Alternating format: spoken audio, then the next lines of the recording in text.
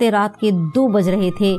घर के सभी लोग गहरी नींद में थे। रीमा चुपचाप उठी और बगल वाले कमरे में चली गई। उस कमरे में उसका देवर सूरज सो रहा था। रीमा सूरज के बगल में आकर लेट गई और उसके बालों में उंगलियां फिराने लगी। उसके लगातार ऐसा करते रहने से सूरज जाग गया और बगल में अपनी भाभी को लेटा देखकर धीरे धीरे मुस्कुराने लगा। एक दूसरे को सहलाते और चूमते रहने के बाद देवर भाभी ने जब तक ताकत रही जमकर एक दूसरे के साथ खेले। दोनों के एक दूसरे के साथ लेटे हुए सुबह के 5 बज चुके थे। रीमा जब अपने कमरे में जाने लगी तो सूरज ने उसे पकड़कर फिर से घसीट लिया। जाने दो ना, तुम्हारे भैया जाग गए होंगे, रीमा ने इठलाते हुए कहा। अरे भाभी, जाग गए होंगे तो जागने दो ना उन्हें, मैंने तो तुम्हें पाने के लिए कितना कुछ किया है। वैसे भी उनको ये सब हमारा प्लान समझ में नहीं आएगा, इतने स्मार्ट नहीं है वो, सूरज ने अंगड़ाई लेते हुए कहा। सूरज की इस बात पर दोनों ही खिलखिलाकर हंसने लगे और रीमा अपनी साड़ी और पल्लू सही करके अपने कमरे में चली गई, जहां उसका पति बिरज सो रहा था। उसने एक नजर अपने पति की ओर डाली और उसके माथे को चूम लिया। बिरज ने आंखें खोली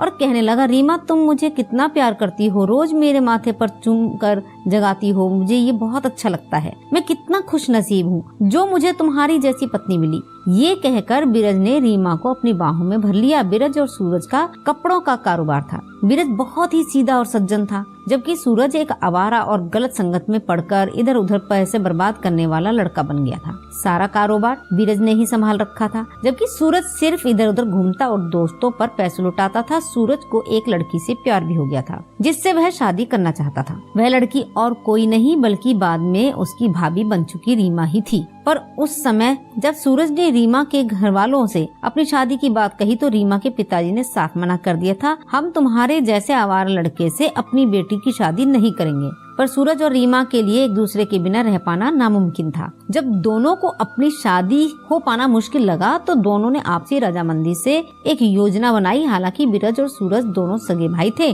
पर उनमें काफी खुलापन था। लड़कियों को लेकर भी आपस में काफी हंसी मजाक भी चल जाता था। इसी बात का फायदा सूरज ने उठा लिया और अपने मोबाइल फोन में रीमा का फोटो दिखाया। फोटो देखते ही बिरज को रीमा बहुत पसंद आ गई। अरे सूरज, ये लड़की तो बहुत खूबसूरत है, बिरज ने उतावला होते हुए कहा। हाँ भैया, खूबसूरत तो है, पसंद हो तो बात चलाऊं। सूरज ने पासा फेंका। अरे नहीं नहीं, ये सब अच्छी बातें नहीं हैं। बिरज थोड़ा शर्मा सा गया। अरे भैया, शर्मा क्यों रहे हो, ये इसका हॉटस्पॉट नंबर है और चैटिंग शुरू कर दो। सूरज ने एक और दाग फेंका। बिरज सीधा साधा लड़का था, जमाने की हवा उसे लगी नहीं थी, इसलिए उसे सूरज की चाल समझ में नहीं आई। उसने धीरे धीरे रीमा से फोन पर बातें शुरू कर दी। रीमा ने भी बिरज को अपनी प्रेम की गिरफ्त में ले लिया और जब ऐसा लगने लगा कि वह रीमा के बिना नहीं रह पाएगा तो उसने खुद ही अपनी माँ से अपने मन की बात कह दी। बिरज के पिता की मौत 4 साल पहले हो चुकी थी। बड़े दिनों के बाद बिरज की माँ ने उसकी आंखों में कोई चमक देखी थी, इसलिए वो बिरज को मना न कर पाई और शादी के लिए न सिर्फ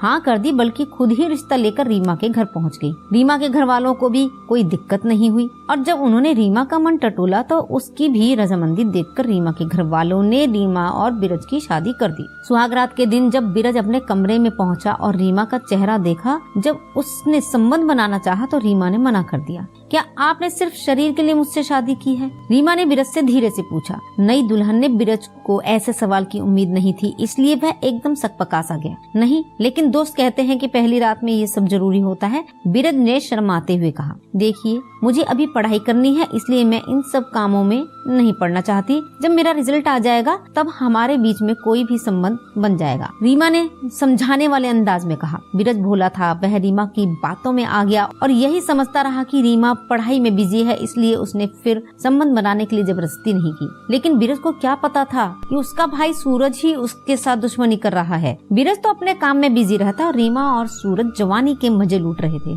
अब उन लोगों को किसी की भी परवाह नहीं थी। वैसे भी सूरज और रीमा में भाभी देवर का रिश्ता था, इसलिए माँ को भी शक नहीं हुआ। रीमा कभी कभी डॉक्टर को दिखाने के लिए कहती तो बिरज यही कह देता कि आज दुकान पर बहुत काम है, तुम सूरज के साथ चली जाना। फिर क्या था, रीमा और सूरज घर से निकल जाते और किसी होटल में 3-4 घंटे मजे करके लौट आते। किसी ने सोचा भी नहीं था कि एक प्रेमी जोड़ा अपने प्रेम को कायम रखने के लिए किस कदर गंदे खेल को अंजाम दे सकता है। बीरज और रीमा की शादी को 1 साल बीत चुका था, पर उसे अभी तक रीमा के शरीर का सुख नहीं मिला था। जब बीरज से न रहा गया तो उसने शर्माते हुए ये बात अपनी माँ से बता दी और बीरज की माँ को कुछ अजीब सा लगा, पर उन्होंने सोचा कि पढ़ने लिखने वाली लड़की है, अभी से बच्चे के चक्कर में नहीं पड़ना चाहती। ये सोचकर उन्होंने उल्टे ही बीरज को समझा दिया। एक दिन की बात है, बीरज शाम को दुकान बंद करके घर लौट रहा था। रीमा के लिए गजरा लेने के लिए वह एक दुकान पर बढ़ गया। तभी एक पान की गुमटी के पीछे से सूरज की आवाज आती हुई सुनाई दी, तो अपने दोस्तों के साथ मस्ती कर रहा था। बीरज वहीं रुककर सूरज की बातें सुनने लगा।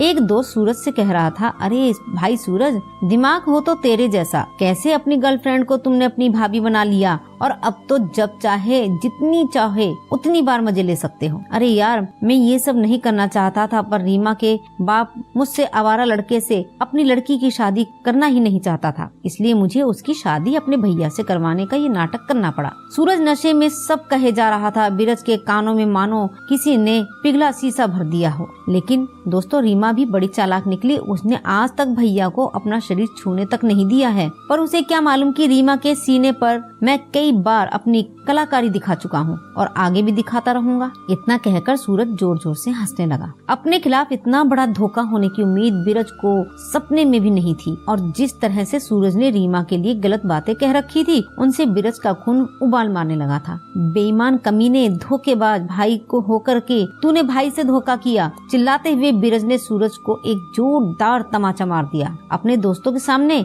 हुई इस बेइज्जती को सूरज सहन नहीं कर पाया और उसने भी बीरज पर हाथ छोड़ दिया। दोनों भाई आपस में ही लात घूंसे चलाने लगे। सूरज का खून गर्म तो था ही, उस पर शराब ने और भी गर्मी चढ़ा रखी थी, और ये गर्मी तब शांत हुई जब उसने शराब की टूटी बोतल अपने भाई बीरज के सीने में उतार दी। दर्द से छटपटाता बीरज खून से नहा उठा था और कुछ देर में वह शांत हो गया। उसकी मौत हो चुकी थी। सामने भाई बीरज की लाश देखकर सूरज पहले तो घबराया, पर बाद में पुलिस की कार्रवाई और इस झमेले से बचने के लिए उसने प्लान बनाया। सूरज और उसके दोस्तों ने पुलिस में ये बताया कि कोई लूटने के मकसद से बीरज का खून कर गया है, और पर्स, मोबाइल फोन, घड़ी वगैरह भी उन लोगों ने ठिकाने लगा दिया। बीरज अपने हाथ में एक सोने की अंगूठी पहने रहता था, जिस पर सूरज का दिल आ गया, इसलिए वह अंगूठी सूरज ने पुलिस को न देकर अपने पास रख ली। पुलिस ने भी सूरज की बात को सच मान लिया और लूट का केस मानकर केस बंद कर दिया। बीरज की माँ ने भी अपनी फूटी किस्मत समझकर आंसू पोंछ लिए। बीरज के मरने के बाद माँ एकदम अकेली सी हो गई थी और वे रीमा के कमरे में ही सोने लगी थी। माँ के रीमा के साथ में सोने से सूरज और रीमा का बना बनाया खेल चौपट सा दिखने लगा, क्योंकि अब उन दोनों की जिस्मानी जरूरतें पूरी करने की आजादी नहीं मिल पा रही थी। इसलिए सूरज ने मन ही मन एक दूसरा प्लान बनाया। माँ, बीरज भैया के जाने के बाद से आप बड़े अशांत रहने लगे हो, आपको शांति मिले, इसलिए चलो मैं आपको और भाभी को हरिद्वार घुमा लाता हूँ। कुछ दिन आश्रम में रहेंगे तो मन भी हल्का हो जाएगा। सूरज ने मासूमियत भरे लहजे में अपनी माँ से ये कहा। अरे बेटा, मैं अब बूढ़ी हड्डियाँ लेकर कहाँ जाऊंगी, तुम और रीमा ही हो आओ, मैं यहीं रहकर घर की देखभाल करूंगी। माँ ने कहा, अंधे को क्या चाहिए, 2 आँखें। सूरज और रीमा जो चाहते थे वही उनको मिल गया। फिर क्या था, दोनों ने खूब रुपया पैसा इकट्ठा किया और निकल पड़े शांति की तलाश में। पहले तो शहर में जाकर उन्होंने होटल में कमरा लिया और जी भर के अपने जिस्मों की प्यास बुझाई। इधर सूरज की माँ घर में अकेली होने के चलते घर की साफ सफाई में लग गई। सफाई के दौरान उन्हें सूरज के कमरे की अलमारी में बीरज की वह अंगूठी मिली जो सूरज उसको मरने के बाद ले आया था। अचानक से बीरज को लूट लिया जाना, जबकि बीरज कई सालों से उस रास्ते से आता जाता था, और आज अचानक से बीरज की अंगूठी का सूरज की अलमारी में मिलना माँ के दिल में शक सा पैदा कर गया। माँ ने कमरे को और खंगाला तो पाया कि उसकी बहू रीमा की चुन्नी भी सूरज के कपड़ों में मिली। माँ समझ गई कि क्या मामला है, लेकिन वो कर क्या सकती थी। उन्होंने सूरज के दोस्तों को घर पर बुलाया और बातों बातों में सारा भेद उगलवा लिया। अब उनके पास एक ही उपाय था, दोनों की शादी करा देना, ताकि देवर भाभी का खेल किसी को पता नहीं चले। माँ को मालूम था अब रीमा के माता पिता भी कुछ नहीं कहेंगे, क्योंकि वे विधवा बेटी का बोझ क्यों संभालेंगे। इसी के साथ दोस्तों ये कहानी यहीं समाप्त होती है। हम फिर मिलेंगे आपसे अगले वीडियो में, तब तक के लिए नमस्कार, धन्यवाद।